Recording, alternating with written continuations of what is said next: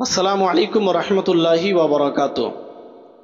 অনেকেই ফোন করে প্রশ্ন করছে যে ওয়াহাবি ও দেওবন্দীদের সঙ্গে শরিক হয়ে কুরবানি দিলে কুরবানি হবে কিনা।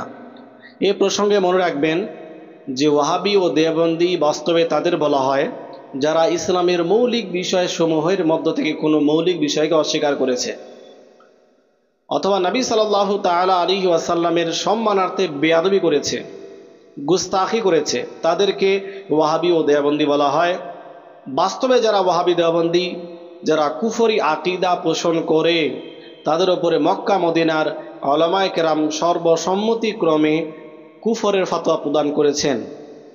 সুতরাং যদি কোনো ব্যক্তি বাস্তবে ওয়াহাবি দেওবন্দী হয়, যে কুফরি আকিদা রাখে, নবী পাকের সম্মানার্থে বেয়াদবি করে থাকে, এই রকম ব্যক্তিদের সঙ্গে শরিক হয়ে কুরবানি দিলে কুরবানি হবে না।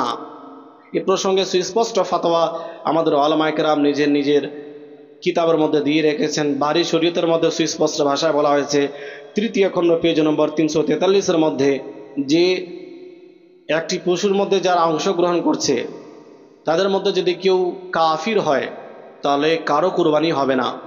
অনুরূপভাবে ফাতোয়া বাহরুল উলুম পঞ্চম খণ্ড পেজ নম্বর 189-এর মধ্যে স্পষ্টভাবে ফাতোয়া দেওয়া হয়েছে যে অংশগ্রহণকারীদের মধ্যে যদি কেউ ওয়াহাবি দেওবন্দী হয়, যে বাস্তবে ওয়াহাবি দেওবন্দী, কুফরি আকিদা রাখে, তাহলে কারোই কুরবানি হবে না। এজন্য সকলেই বিরত থাকুন এই সমস্ত লোকদের সঙ্গে কুরবানি দেওয়া থেকে।